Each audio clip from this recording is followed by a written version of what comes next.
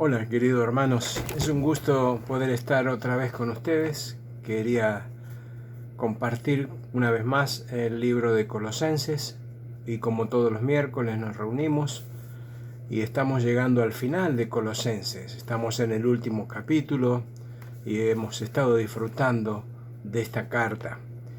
Me gustaría orar con usted pidiendo la dirección de Dios y estoy seguro que también tiene bendiciones para nosotros en este momento. Vamos a inclinar nuestro rostro y pedirle a Dios. Señor, te damos gracias por estar frente a la Biblia, frente a tu palabra que nos habla, Señor, de nuestra vida, de cómo poder hacer tu voluntad, de cómo poder solucionar problemas, de cómo andar en tu voluntad. Te pedimos, Señor, que nos hables una vez más en el libro de Colosenses para que podamos llevarlo a la práctica. Nos ponemos en tus manos para que abras el entendimiento y nos guíes en este momento. Te lo pedimos en el nombre del Señor Jesucristo. Amén. Colosenses capítulo 4, mi hermano, habíamos quedado, lo último que vimos fue el versículo 4. Vamos a ver 5 y 6 y vamos a ver hasta dónde avanzamos en este día.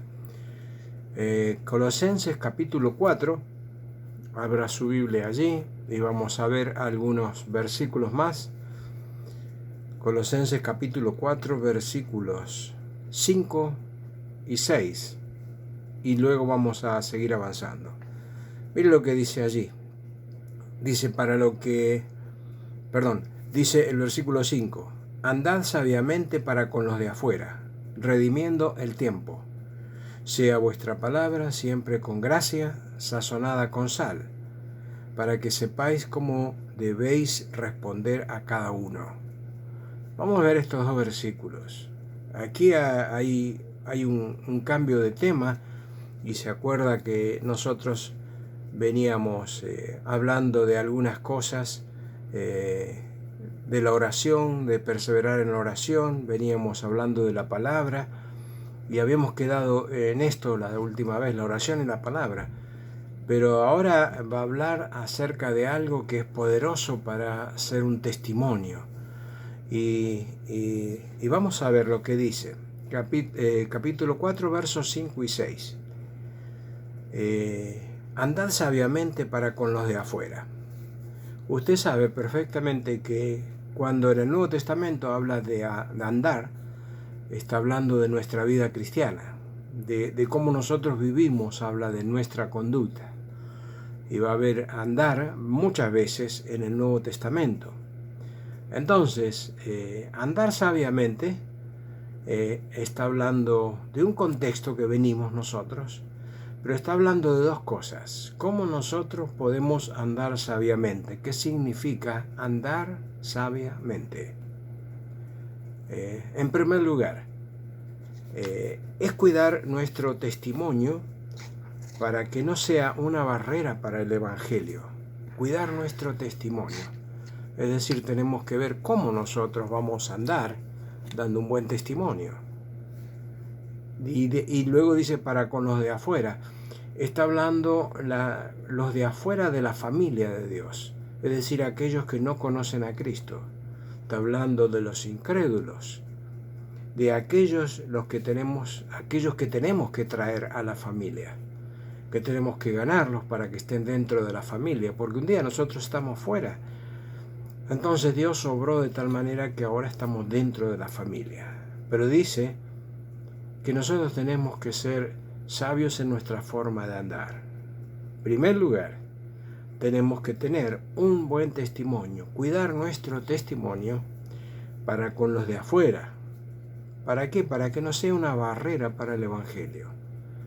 Es decir, tener cuidado de nuestras actitudes en lo que hacemos, en lo que hablamos, es importante porque hay personas que están observando. Entonces están diciendo, me gustaría ver cómo responde un hijo de Dios en tal o cual momento. Entonces, muchísimas personas han sido afectadas por un mal testimonio. Por lo menos yo he encontrado muchas personas que cuando uno les va a hablar del Evangelio y cuando uno les va a hablar de la Biblia, de la iglesia, enseguida rechazan y enseguida sacan, no, yo conocí a una persona que me dijo así y no era así y que vivía de otra manera. Hay demasiados testimonios afuera que algunos de ellos están completamente con un corazón cerrado. Aún va a encontrar algunos con amargura todavía en su corazón por algún mal testimonio. Y muchas veces esto es fruto de los falsos maestros que andan en el mundo, que hacen quedar mal la palabra de Dios, el Evangelio, que a través de un mal testimonio cierran los corazones. Obra de los falsos maestros, que hay tantos en este mundo en este momento. Así que cuesta muchísimo cuando una persona fue herida por un mal testimonio volver a comenzar, volver a empezar de nuevo. Entonces, allí dice de tener cuidado con esto, de andar sabiamente. Pero hay otra parte que tenemos que saber. Andar sabiamente implica también estar atento a las oportunidades que Dios nos da para hablar del Evangelio. Por un lado testimonio, por otro lado oportunidades para hablar del Evangelio. No todas las personas están cerradas por un mal testimonio. Hay algunas personas que escuchan, pero tenemos que hablarles. Entonces, esta es la otra forma de andar sabiamente. Por eso dice aquí la palabra redimiendo el tiempo. Esto es aprovechar al máximo lo que podemos hacer en la obra de Dios, cómo podemos nosotros alcanzar a los perdidos. Y redimiendo el tiempo habla de oportunidades que Dios pone en nuestro camino. Es interesante cómo Dios hace la obra y muchas veces acerca personas a nuestra vida y nosotros estamos despistados, no nos damos cuenta que hay una oportunidad allí para poder hablar del Evangelio. Pero muchas veces nosotros damos por hecho que no es el momento. Así que, mire, recapitulando, ¿qué es andar sabiamente? Número 1, cuidar el testimonio, es decir, vivir sin ser tropiezo para nadie. Debo cuidarme de lo que hago, de lo que digo, de cómo yo vivo, andar en este mundo. Pero en segundo lugar, está la otra cara de la moneda. Son dos cosas que vamos a encontrar aquí. Andar sabiamente está relacionado a lo que no hay que hacer, pero también está relacionado a lo que hay que hacer. Por eso es sabiamente. Hay cosas que no debo hacer, pero hay cosas que sí que debo hacer, que me pide Dios que haga. Entonces, podemos concluir, la sabiduría de un hijo de Dios está en esas dos cosas. Dar un buen testimonio y hablar abiertamente del Señor Jesucristo, aprovechar la oportunidad. Ahora mire el versículo 6. Dice, sea vuestra palabra siempre con gracia, sazonada con sal, para que sepáis cómo debéis responder a cada uno. Aquí Pablo enseña de lo importante que es de cómo nosotros hablamos. Es importante cómo nosotros hablamos. Y allí agrega, para hablar con gracia. Esto no solamente es hablar bonito, sino que para hablar con gracia necesitamos tener una relación con Dios. De allí proviene la gracia. Yo necesito tener una relación diaria, una comunión íntima, una relación de amor con el Señor. ¿Para qué? Para que yo tenga gracia en mi corazón para poder hablar. Nuestra relación con Dios nos da palabras. Así que esto es lo mismo que dice en 3.16. Yo no sé si usted se acuerda. Fíjese, 3.16 está hablando de algo parecido. Dice, la palabra de Cristo mora en abundancia en vosotros, enseñándoos y exhortándoos unos a otros en toda sabiduría, cantando con gracia en vuestros corazones al Señor con salmos, himnos y cánticos espirituales. Aquí la diferencia es que habla de cantar con gracia. Lo que estamos viendo ahora es hablar con gracia, pero es casi lo mismo. Está diciendo lo que hace nuestra boca, como debe hacerlo. Cantar con gracia, hablar con gracia. Entonces, el origen de lo que dice nuestra boca es nuestro corazón. O sea que lo que yo digo sale del corazón. Ya sea hablar, ya sea cantar. Yo voy a expresar la gracia de Dios. Pero yo no puedo dar lo que no tengo. Yo tengo que expresar lo que tengo. Ya sea que hable o que cante, la gracia de Dios tiene que ser la expresión de mi corazón. Las palabras salen de la boca, pero la intención y lo que queremos decir sale del corazón. Así que necesitamos tener esa gracia de Dios. Una conversación puede ser superficial o puede ser profunda. Depende del corazón como está. Y muchas veces nosotros tenemos que oír conversaciones superficiales y a veces nosotros las hacemos. No profundizamos porque a veces no está la gracia en el corazón. Necesitamos esa relación con Dios. ¿Por qué dice luego que la palabra tiene que ir sazonada con sal? Bueno, está hablando de la pureza de las palabras. Pureza de las palabras. En aquel tiempo la sal se usaba como un preservante. En los tiempos de Pablo. Allí no había refrigeración, no existía la luz, no había formas de mantener el alimento o la comida en buen estado por muchos días. Entonces se usaba la sal, en otras palabras, para que no se pudra. Preservante natural de la antigüedad, la sal. Aún hasta el día de hoy, usted sabe que el pescado, aparte de estar en hielo, de estar en a temperatura baja, se le pone sal, porque es uno de los mejores preservantes que hay.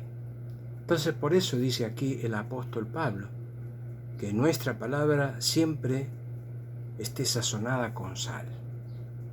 La gracia, la sal, para mantener las palabras frescas, saludables. Es decir, que la palabra también se puede llegar a corromper. El apóstol Pablo le dice a los Efesios en capítulo 4, verso 29, está hablando sobre lo mismo y le dice: ninguna palabra corrompida salga de vuestra boca. ¿Se dio cuenta? Las palabras también se pueden corromper.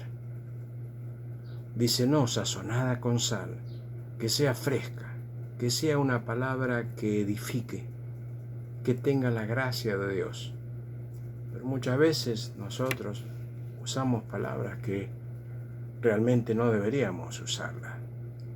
Así que ningún creyente debe hablar en forma vulgar, como habla la calle. Y muchas veces tenemos que buscar la forma de poder expresarnos con gracia. Usted sabe que cada día nosotros vemos en televisión que las palabras se dicen que nos asombran del vocabulario que hay en este mundo, de cómo hablan. Bueno, nosotros no podemos ser así. Nosotros tenemos que transmitir la palabra de otra forma. Esto es testimonio también. Así que las palabras también pueden corromperse. Cuando yo estoy tratando de vivir la vida cristiana y cuando estoy tratando de dar un testimonio con mi vida, pero mis palabras no son las correctas, yo estoy denigrando el Evangelio. Estoy degradando un mensaje que es poderoso. Así que el testimonio es importante. Observar lo que yo hago y también lo que yo digo. Escuche esto: cuando el carácter, la conducta y la conversación funcionan unidos, hacen un testimonio poderoso. Son tres cosas. El carácter, que es lo de adentro, que lo hemos explicado. El carácter de la persona. Lo que es realmente adentro. También la conducta, cómo yo actúo. Pero en tercer lugar, la conversación. Si yo uno todo esto, yo podría dar un mensaje poderoso. Simplemente con mi vida y con mi conversación. ¿Ok? Entonces de esto se trata lo que está diciendo Pablo. Y él sigue cerrando. Usted va a ver que Pablo está concluyendo aquí la epístola. Entonces los últimos versículos está hablando de varias cosas. Y está mencionando varias personas. Aún menciona iglesias. Es como la despedida de él. Y si quiere vamos a leerlo. Fíjese usted lo que dice el versículo 7 en adelante. Dice: todo lo que a mí se refiere os lo hará saber Tíquico, amado hermano y fiel ministro consiervo en el Señor, el cual he enviado a vosotros para esto mismo, para que conozca lo que a vosotros se refiere conforme a vuestros corazones. Con Onésimo, amado y fiel hermano, que es uno de vosotros, todo lo que acá pasa os lo hará saber. Aristarco, mi compañero de prisiones, os saluda, y Marcos, el sobrino de Bernabé, acerca del cual hablé, habéis recibido mandamientos, si fuere a vosotros recibidle. Y allí le voy a dejar que usted lea luego hasta el final. Usted se va a dar cuenta que Pablo al final de las cartas menciona personas. ¿Por qué? Porque hay muchas personas que son muy importantes, aunque usted no la conozca. Usted se va a encontrar allí con muchas personas, por lo menos hay 10 nombres que no son muy populares. Conocemos al apóstol Pablo, a Timoteo, a Tito, conocemos a algunos demás, a Silas, pero hay otros que para nosotros son nombres raros. Pero sin embargo, estas personas mencionadas aquí son muy importantes. Son anónimos, pero que sirvieron junto con Pablo. Si usted estudia cada una de ellas, cada una de estas personas, lo que hicieron, usted se va a quedar asombradísimo. Porque eran piezas fundamentales en la obra de Dios. Si investiga, usted se va a dar cuenta quiénes son. Le voy a dar un ejemplo. Aquí se mencionan en los versículos 7 y 8, está hablando de dos personas. Una es Tíquico y otra es Onésimo. Estos eran compañeros de prisión de Pablo. Es decir, ellos estaban en la prisión con Pablo. Entonces sabía todo lo que estaba pasando. Aún ellos colaboraban con Pablo sabiendo que era un siervo maravilloso, que Dios lo estaba utilizando. Ellos iban a llevar a información a los colosenses. Por alguna razón ellos iban a quedar en libertad. De hecho, hay uno de ellos que está allí simplemente para acompañar a Pablo. No es que sea un delincuente, sino que Tíquico está ahí para apoyar a Pablo, compañero de prisión. Ahora fíjese, Tíquico y Onésimo fueron los que llevaron las cartas a las iglesias. Y una de las cartas es la que estamos estudiando. La carta de los colosenses la llevaron estos dos hombres, Tíquico y Onésimo. Nombres que usted no le pondría a sus hijos, ¿verdad? Son raros. Pero le quiero decir así, están aquí en la Biblia, Dios los eligió. Y Dios usó estas personas en forma extraordinaria. Tíquico y Onésimo llevaron la carta a la iglesia de los colosenses y también a la de Efesios. Mire, Dios los utilizó para llevar la palabra a otras iglesias. Esto era muy importante para ellos. Estos dos hombres eran el correo electrónico de Pablo. En ese tiempo no había redes sociales. se llevaba a mano o a caballo o en barco o en lo que había en ese tiempo. La comunicación era muy lenta, pero era humana. Tenía que ser así. Bueno, estos dos hombres fueron utilizados para eso, colaboradores de Pablo. Estos hombres también ayudaron a llevar ofrendas de amor que enviaban las iglesias a los gentiles pobres de Judea.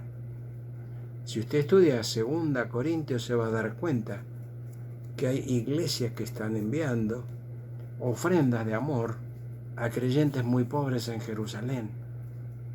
Y dice que compartían sus necesidades. A pesar de ser pobres, se reunían todos y levantaban una ofrenda para los creyentes más pobres. Así que estos hermanos eran valiosos. Tíquico, Onésimo. Y allí va a ver usted que se menciona a varios más. Por lo menos yo veo como 10 nombres aquí. Cada uno de ellos tiene una historia detrás. Mira, muchas veces nosotros no reparamos en hermanos que parece que pasan desapercibidos, pero que son muy importantes. No es simplemente el que está al frente, no es simplemente el líder o los líderes, no. La iglesia son todas las personas, aunque hagan poco, aunque no se vean, están funcionando porque Dios los puso allí. Entonces usted se va a encontrar. Onésimo era un esclavo que llegó a la cárcel por delinquir, por robarle a su patrón. Entonces, en la cárcel conoció a Cristo como Salvador. Pablo lo guió a Cristo y podemos decir que lo discipuló también en la cárcel.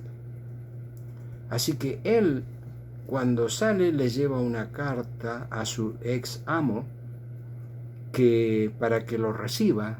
¿Por qué? Y Pablo le escribe a Filemón diciendo: este es mi hijo amado que engendré en la cárcel. Quiero que le recibas, que le perdones todo lo que te pudo haber hecho, y si algo te debe, ponlo en mi cuenta. Eso solo el Evangelio puede hacer en las personas. Pero este hombre, este esclavo, se convirtió y era útil en la obra de Dios. Tíquico dijimos que era compañero de prisión de Pablo, sin ser un delincuente. Él estaba allí y Pablo lo llama el hermano amado. Ahora, cuando usted se pone a pensar en estos ministerios, tienen un valor impresionante, aunque muy pocas veces nosotros nos fijamos en estos hombres y en sus ministerios. Qué alentador debe ser tener un hermano cerca cuando todo parece estar en contra nuestro y los vientos son contrarios. Hay alguien que está a nuestro lado. Eso era lo que hacía Tíquico. Mire, apoyaba a Pablo de tal manera que estos hombres eran claves, eran los brazos de Pablo, los pies de Pablo, los ayudantes.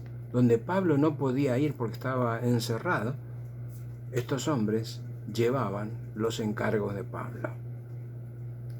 Tíquico no era un apóstol, pero Pablo lo envió a Éfeso y a Creta para ayudar a las iglesias, porque era un hombre dedicado y responsable. Y después se mencionan a otros. Usted va a ver, si lo estudia detenidamente, que la idea, nosotros no tenemos tiempo para ver uno por uno, pero detrás de cada uno hay un ministerio, detrás de cada uno hay una vida consagrada a Dios. Usted va a encontrar allí en esa lista a Marcos en el versículo 10, Marcos, que era el sobrino de Bernabé. Marcos escribió el Evangelio de Marcos. Él fue discipulado por Pedro. Mire la conexión de apóstoles y de ayudantes que tenía la iglesia. Pero todos ellos estaban siendo utilizados por el Señor. Se menciona a Epafras. Probablemente Epafras era el que fundó la iglesia en Colosas. Y todo el mundo lo conocía como un hombre de oración, Epafras. Era famoso porque él su ministerio era la oración. Entonces aparece en la Biblia como un hombre importante. Por eso le digo, hay personas que a veces no son populares, pero son muy útiles. Tenemos que entender que la iglesia es así. Usted dice, no, pero es muy poco lo que yo hago. No es poco para el Señor. Es importante. No importa dónde está lo que está haciendo. Cuando usted se pone en las manos del Señor, el Señor lo va a utilizar a usted. Y se va a dar cuenta que es parte de una gran maquinaria, que es la obra de Dios, y que cada uno tiene su parte. Así que Dios utiliza su iglesia de esta manera. Y mi hermano, cuando usted piensa en usted mismo, dígase, quizá yo soy un Tíquico, un Aristarco, quizá yo soy un Onésimo. Claro que sí, que Dios lo puso allí para algo importante. Tenemos que meditar en esta finalización de Colosenses, porque es muy importante. Pablo habla de varias cosas. Aún Pablo está descargando el peso de la obra sobre estos hermanos. Está apoyándose en ellos, porque muchas veces la obra es inmensa. Necesitamos gente que nos acompañe. No se puede hacer todo. No existe el hombre orquesta. Y aquí aparecen estos hombres que realmente son utilizados por Dios. En el versículo 14 aparece Lucas, el médico amado. El doctor Lucas aparece allí también. Él escribió el Evangelio de Lucas. Un hombre minucioso y detallista cuando se pone a escribir. Perdón. Él escribió el libro de Hechos. Él es el que cuenta la historia de la iglesia. ¿Qué elementos si nosotros en el día de hoy tuviéramos estos elementos? Usted sabe lo que Dios haría, qué maravilla. Estaban entregados completamente. Y allí estaba el doctor Lucas apoyando a los apóstoles. Usted también va a encontrar, como todas las cosas, va a encontrar algunas personas que desertaron de la fe. Como en el caso de Demas. En el versículo 14 dice que aparece Demas allí. Este fue un hombre que abandonó a Pablo y abandonó el ministerio. Lo dice en la última epístola de Pablo a Timoteo. Y cuando Pablo estaba más necesitado, él se echó atrás y se fue, desapareció. ¿Cuál era la razón? Dice que amó este mundo. Cambió el amor de Dios por el amor del mundo. Eso es lo que muchas veces pasa con los creyentes en el día de hoy. Así que también allí había personas, como nosotros vemos en nuestras iglesias, que en un momento estuvieron firmes, después desaparecieron. Entonces Demas era una persona que empezó a tener una amistad con el mundo y al final terminó amando este mundo. Se menciona en el versículo 15 a alguien que se llama Ninfas, y no sabemos mucho de él, pero dice aquí que tenía una iglesia en su casa. O sea que antes las iglesias era como nosotros hemos hecho en estos últimos tiempos. Iglesia en la casa. No era un templo, no era un edificio, eran casas. Bueno, en la casa de Ninfas había una iglesia.